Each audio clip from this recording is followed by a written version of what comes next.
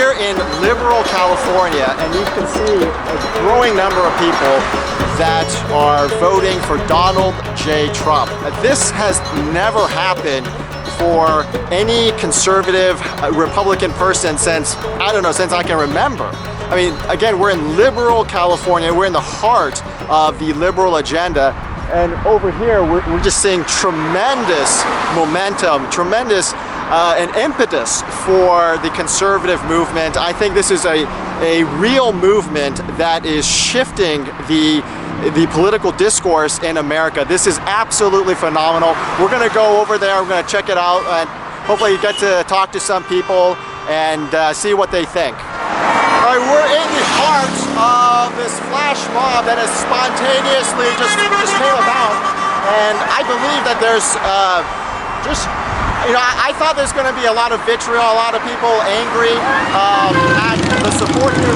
What you can see is that there is a lot of people, tremendous amount of people, tremendous amount of support for the conservative movement, for Donald J. Trump. This presidential election has been unlike any other. Yes. Yes, it's so polarized. It's the most polarizing election, you know. It's like, you know, you either the people hate Trump or they love Trump, yeah, you know? Absolutely. And that's one of the brilliant aspects of the entire campaign, is Hillary's just not much on the side. I've always wanted businessmen to run the country, you know, run it like a business instead of some print shop. They print money and they think they don't need to account for it, and we're sick and tired of it. Yeah.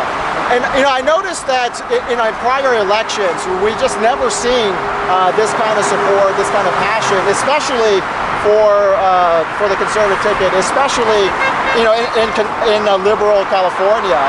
You know, what do you think is happening here? I mean, you know, we're out in the cold and the rain, and people are out here supporting Donald Trump. I think you're seeing a huge movement of people wanting our country back. Yeah. You know, politicians have, excuse the expression, raped the country for years, and we're sick and tired of it. Yeah. And Hillary Clinton is the ringleader, and so it's such a polarized candidacy between the two. The mainstream media obviously has been spewing all these lies about Trump being a racist or sexist, especially as a female voter.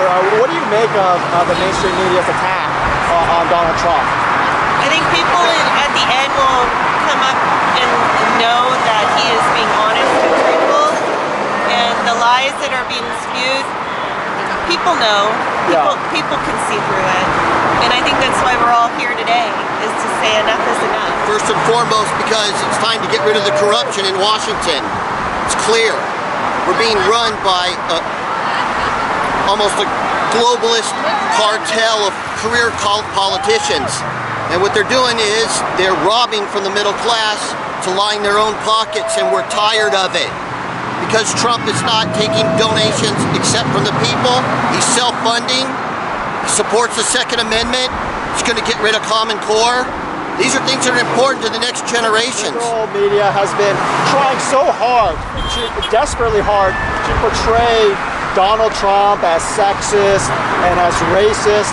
And yet, I can't find anything that is profoundly racist at all about Donald Trump. I mean, when he was running The Apprentice, he had people of all colors, all genders, all ethnicities, all religions on his show.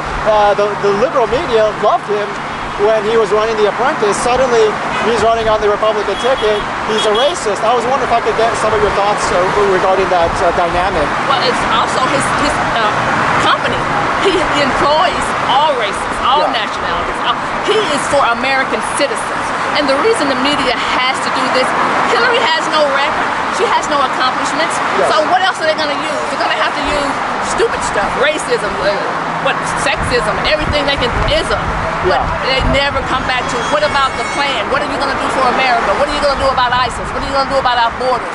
So they have to do that. And yes, as long as he was not running against a Democrat, he was fine. They loved him to death. But when he decided, I'm going to run for president as a Republican, then that's why they have to do all that. To me, though, it feels so unfair, fundamentally unfair, that we let illegal immigrants take precedence over those who did it the right way. I was wondering if I could get your thoughts on that. Yeah, that's an interesting question or a thought.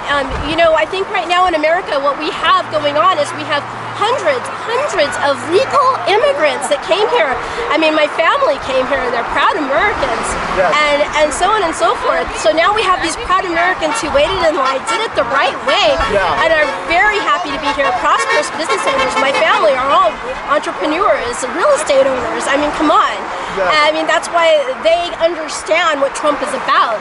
And now we have illegal immigrants who say they're not criminals, but the fact that they came here illegally is a crime. And it's like, how can you say you're not when you literally created a crime by cutting in front of hundreds of people who come on work visas and so on and so forth? I mean, I don't know. It just, you've got legal immigrants now versus illegal immigrants. Really, that's what that's what this year's about. And I can tell you right now, my whole family is voting for Trump. My whole family on both sides, my dad and my mom, they are 100% for America sovereignty and American values.